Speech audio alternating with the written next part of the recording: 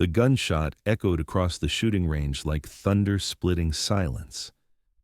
Margaret Stone lowered the rifle, her weathered hands steady as stone, and watched as three metal targets 800 meters downrange rang simultaneously. The ricochet technique she'd just executed was theoretically impossible. One bullet, three perfect hits through calculated deflection angles that most elite snipers considered pure myth. But what made the 20 young soldiers surrounding her freeze in absolute silence wasn't just the impossible shot. It was the way she'd held the weapon, the way her breathing had steadied, the way her 52-year-old frame had transformed from that of a quiet librarian into something else entirely. Sergeant First Class Kyle Morrison, barely 25 and fresh from sniper school, stared at the targets through his binoculars, his voice barely a whisper. "Sir, that's Phantom Protocol." The words hung in the desert air like smoke from the rifle barrel. Around them, Fort Riverside's shooting complex had fallen into an eerie quiet. Even the wind seemed to pause, as if nature itself was holding its breath to understand what had just happened. Margaret said nothing. She simply ejected the spent cartridge, let it fall to the concrete with a metallic ping, and began walking back toward the base library where she'd worked quietly for the past 8 years. But now, every step carried the weight of recognition. Because Margaret Stone wasn't just the base librarian, and that shot she'd just made wasn't luck, training, or coincidence. It was muscle memory from a life she'd tried to bury under years of silence and thousands of books.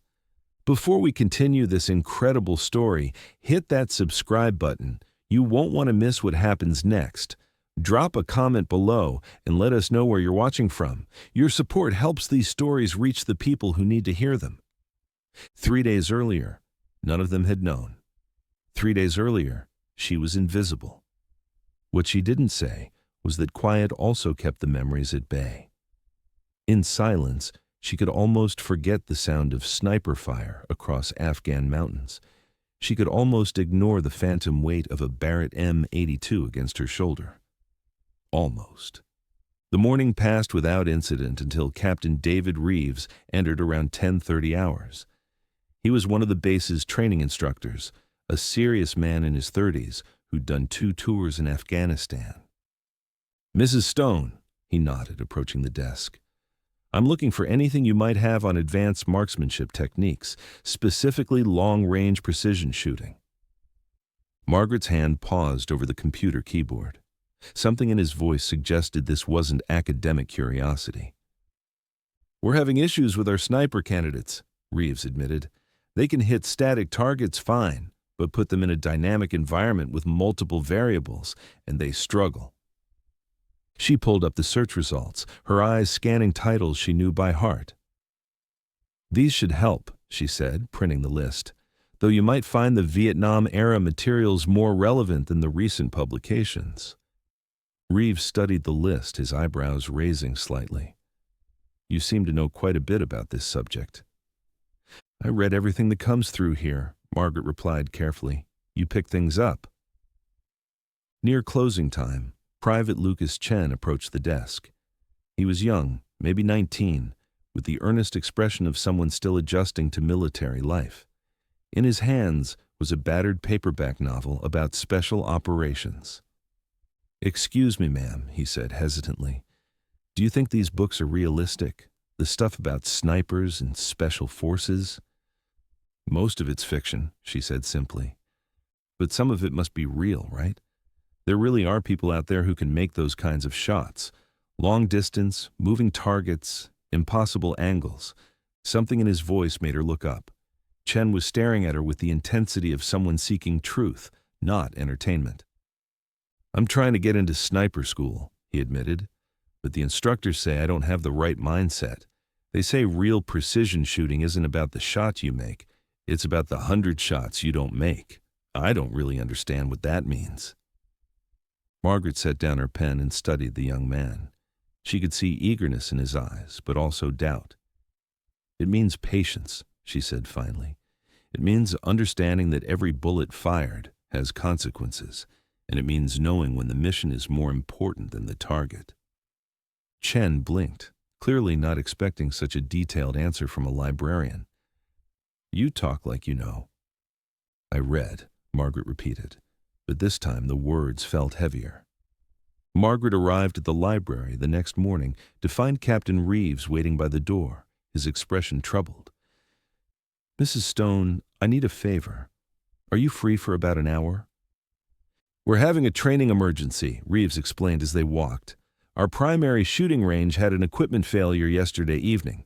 Electronic scoring system fried. Most of the modern rifles are down for maintenance, and I've got a sniper qualification test scheduled for 0900.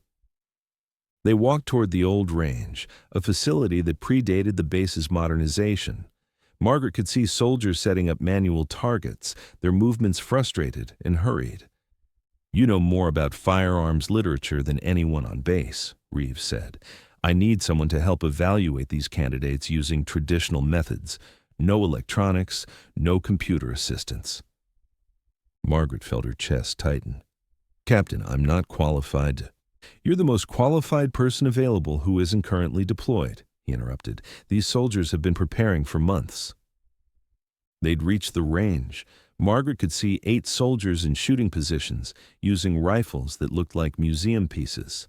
Sergeant Morrison was among the candidates, so was Private Chen, looking nervous but determined. I'll observe, Margaret said carefully, but I'm not making any official evaluations. The first candidate took position. Margaret watched as he adjusted his stance, controlled his breathing, squeezed the trigger. The shot went wide left. The second candidate fared better, but still missed the center ring. One by one, they struggled with equipment they weren't familiar with. Then it was Private Chen's turn. Margaret watched as he approached the rifle, an old M24 with iron sights instead of a scope. His hands were shaking slightly as he checked the weapon, and she could see doubt creeping into his posture. Distance? Margaret asked quietly. 300 meters, Reeves replied. Standard qualification. Chen took position, but his form was all wrong. His breathing was erratic, his grip too tight. Margaret watched him struggle for 30 seconds before stepping forward. Private, she said quietly. May I? Margaret knelt beside him, her voice low enough that only he could hear. Your grip is restricting blood flow. Relax your hands. The rifle should rest in your grip, not be strangled by it. Chen adjusted his hold, and Margaret noticed immediate improvement in his stability. Breathing, she continued. You're holding your breath too long. Natural respiratory pause. Inhale, exhale halfway, then pause. Fire during the pause, not while holding. Final thing, Margaret said. Stop aiming at the target. Aim at a specific point on the target. Make the bullet go exactly where you're looking. Chen nodded, lined up his shot, and fired. The bullet struck dead center. Excellent shot, Private, Captain Reeves called out, impressed. Before she could answer, the next candidate took position, Sergeant Morrison. He was confident, experienced, using a rifle he'd borrowed from the base armory, but Margaret could see immediately that something was wrong with the weapon. The barrel was slightly bent, probably from rough handling during transport. Morrison fired and missed completely. He cursed under his breath, adjusted his position, and missed again. Sergeant, Captain Reeves called out, what's the issue? Rifle's off, sir, Morrison replied. Sights are misaligned. Margaret studied the weapon from a distance, noting the almost imperceptible bend in the barrel. Captain, she said quietly, that rifle has barrel damage, roughly 2 degrees of deflection at the muzzle. Reeves looked at her sharply. How can you tell from here? The way it's sitting in his grip, the balance is off. Margaret paused, realizing she'd said too much. I've seen similar damage in the historical manuals. Morrison made the switch to a backup rifle and immediately started hitting targets. But Margaret noticed something else. Several of the candidates were now watching her instead of focusing on their own shooting. Sergeant Morrison couldn't shake the feeling that something was off about the morning's qualification session. The corrections she'd suggested weren't basic marksmanship tips. They were advanced techniques that came from real experience. After lunch, Morrison made his way to the base administration building. His friend Corporal Janet Williams worked in personnel records. "Hey, Janet," Morrison said, approaching her desk. "What do you know about Margaret Stone, the librarian?" Williams pulled up Margaret's file on her computer. "Says here she worked in library services in Montana before taking this position. References from the head librarian there." "That's it?" Morrison asked. "No military service?" "None listed." Williams frowned at the screen. "Actually, that's weird. Usually these files have more detail. Hers is pretty sparse." Morrison leaned closer. "How sparse?"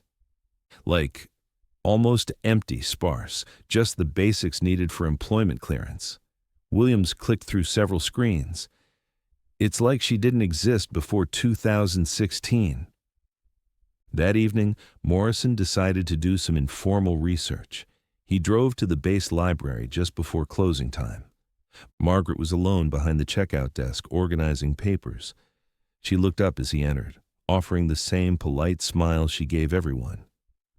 "Sergeant Morrison," she said. "Returning something or checking out?" "Returning," Morrison replied. "And I wanted to thank you for the help today. That advice you gave Chen really made a difference." Morrison hesitated, then decided to probe a little. "You mentioned you'd read about barrel damage in historical manuals. I'm curious which ones." Margaret's hand paused over the keyboard for just a moment. "Several sources, maintenance logs from Vietnam, equipment reports from Afghanistan. When you read enough technical manuals, patterns start to emerge." Morrison nodded, scanning the nearby shelves. He pulled a book at random, a technical manual on sniper tactics published by the Marine Corps.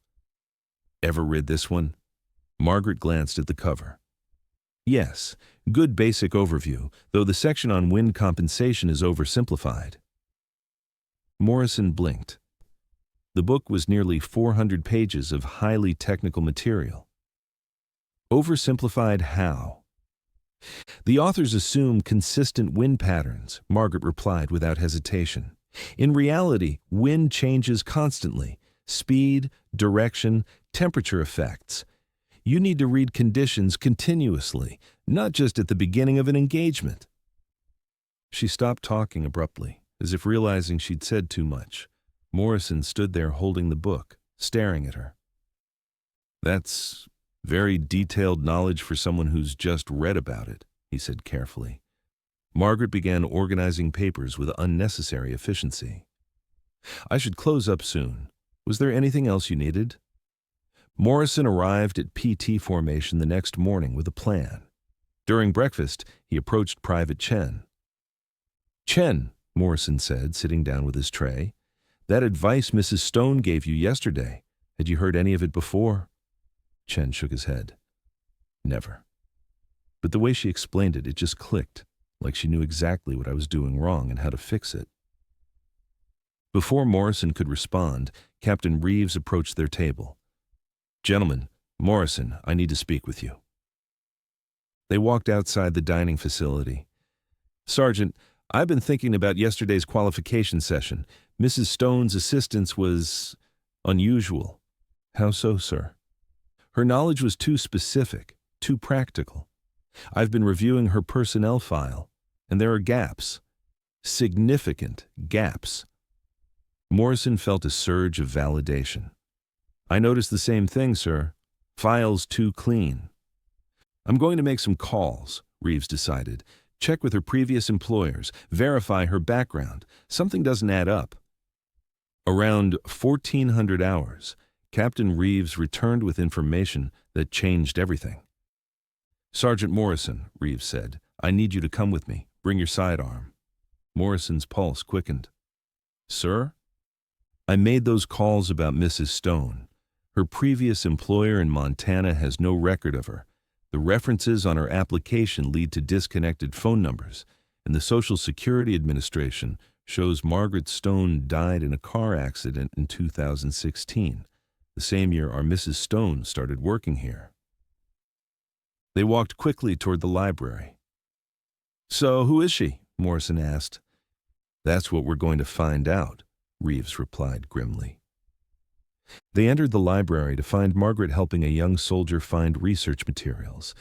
She looked up as they approached, and Morrison saw her eyes quickly assess their posture, their positioning, the fact that Morrison's hand was resting near his holster. "Captain Reeves, Sergeant Morrison," she said calmly. "How can I help you?" "Mrs. Stone, we need to speak with you privately," Reeves said. Margaret's expression didn't change, but Morrison noticed her body language shift subtly. She was positioning herself with clear sightlines to exits, creating distance from the student. "Of course," she said. That's when everything went wrong. The base alarm system suddenly blared to life, not the routine test signal, but the emergency alert that meant real danger. Over the intercom, a voice crackled. "All personnel, this is not a drill. Security breach in Sector 7. Lockdown procedures in effect immediately." Through the library windows, Morrison could see soldiers running across the courtyard. Vehicle sirens wailed in the distance, and then he heard something that made his blood run cold. Gunfire. Real gunfire, not training exercises. Margaret was no longer standing behind the checkout desk. Morrison spun around and saw her at the military section, pulling books from a specific shelf. But she wasn't pulling books. She was revealing a hidden compartment. And from that compartment, she withdrew a rifle case. "Mrs. Stone," Reeves called out, his hand moving to his weapon, "step away from that case." Margaret ignored him. She opened the case with practiced efficiency, revealing a precision rifle that definitely wasn't library equipment. As she began assembling the weapon, her movements were fluid, automatic, professional. "Ma'am, I need you to stop what you're doing right now," Morrison said, drawing his sidearm. Margaret looked up at them, and Morrison saw something in her eyes that hadn't been there before. The quiet librarian was gone. In her place was someone harder, more focused, dangerous. "Gentlemen," she said calmly, checking the rifle's action, "you can either help me or get out of my way. But people are dying out there, and I'm the only one on this base qualified to stop it." "What are you talking about?" Reeves demanded. Margaret moved to the window, scanning the courtyard with professional efficiency. 3 shooters at least, coordinated attack on the armory and communications building. They're trying to cut off reinforcement and create an escape corridor. She was right. Morrison could see muzzle flashes from 2 different positions, and the pattern of gunfire suggested organized tactics rather than random violence. "How do you know that?" Morrison asked. Margaret was adjusting the rifle's scope now, her movements precise and confident. "Because I've seen this pattern before, multiple times, and because I know exactly how to stop it." She looked at them one more time, and Morrison saw something in her expression: resignation, determination, and the weight of secrets finally coming to light. "My name isn't Margaret Stone," she said quietly. "It's Margaret Cross. My call sign was Phantom, and I was the primary sniper for Phantom Protocol until the program was disbanded 8 years ago." Before either man could respond, Margaret was moving toward the library's rear exit, rifle in hand, transforming from a quiet librarian into something Morrison was only now beginning to understand. Margaret Cross moved through the base with the precision of someone who'd done this countless times before. Morrison and Reeves followed, witnessing something extraordinary. The attack was real. 3 armed intruders had breached the base perimeter during a shift change, targeting key facilities with military precision. By the time base security had organized a response, the attackers had established defensive positions and were systematically destroying communications equipment. Margaret reached the old shooting range and took position at the 800-meter line. Morrison watched through binoculars as she studied the tactical situation, calculating angles, wind speed, target priorities. "Phantom to any station," she said into Morrison's radio. "I have visual on all 3 targets. Request permission to engage." Static answered her. Communications were still down. "Ma'am," Reeves said carefully, "we should wait for backup." Margaret looked at him with an expression that was almost amused. "Captain, I am the backup." She lined up her first shot, 800 meters to the communications building, where one attacker was using cover to fire on approaching security teams. Margaret controlled her breathing, calculated the variables, squeezed the trigger. The shot was perfect. One attacker down. She adjusted position, acquired the second target near the armory. This one was more challenging, partially concealed, moving between cover positions. Margaret waited, patient, timing his movement pattern. When he exposed himself for a 3-second window, she fired. 2 down. The third attacker, realizing his partners were gone, made a run for the perimeter. He was fast, using vehicles and buildings for cover, zigzagging to avoid being targeted.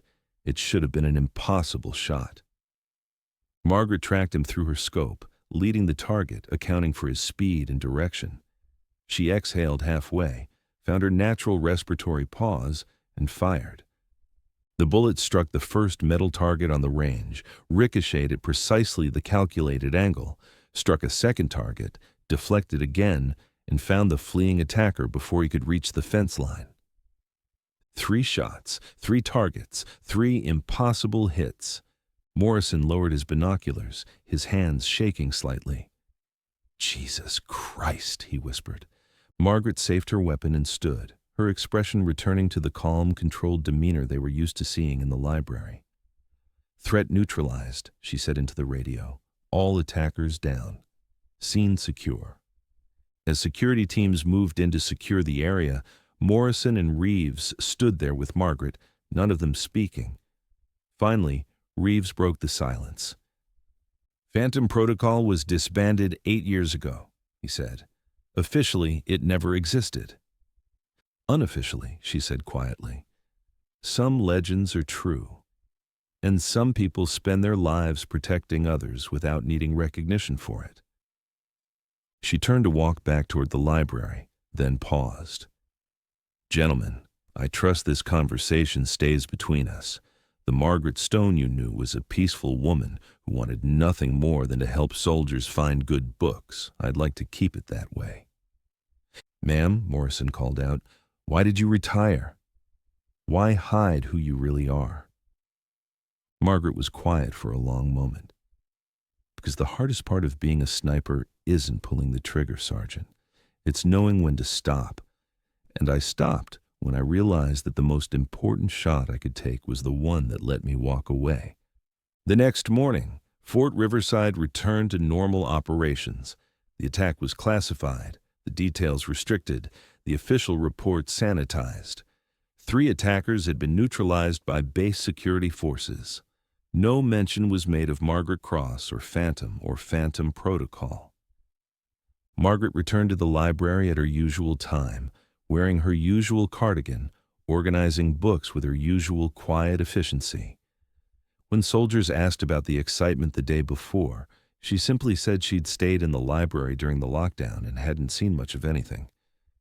But things were different now, in small ways that only careful observers might notice. Private Chen approached the checkout desk with more confidence in his posture. "Mrs. Stone," he said, "I wanted to thank you again for the marksmanship advice. I've been practicing, and my scores have improved dramatically."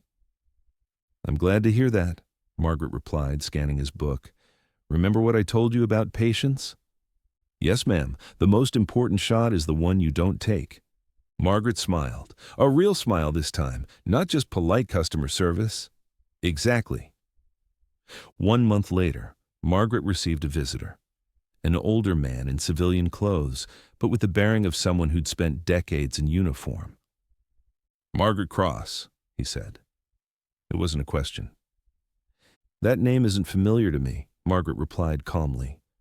"Can I help you find something?" The man smiled and placed a folder on the desk. "I'm Colonel James Webb, retired.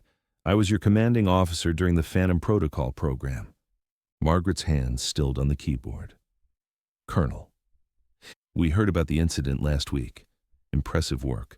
The program is being reactivated. New threats, new missions. We need experienced operators. We need you." Margaret closed the folder without looking at it. I'm retired. Margaret, you just demonstrated skills that are as sharp as they were 8 years ago. Your country needs. My country needed me to serve, Margaret interrupted quietly. I served. My country needed me to disappear. I disappeared. Now my country needs me to be exactly what I am, a librarian who helps young soldiers become better than they think they can be. Webb studied her for a moment. And if another threat comes?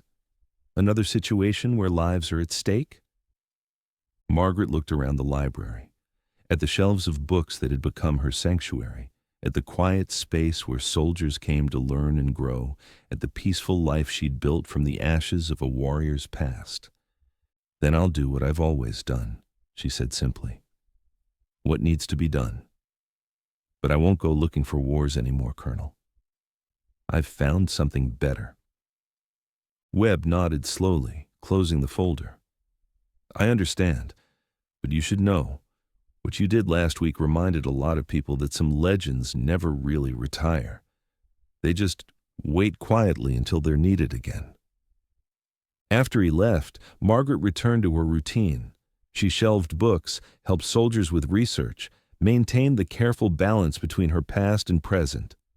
6 months later, the new sniper training program at Fort Riverside had a waiting list 6 months long. Word had spread quietly through military channels that something special was happening there.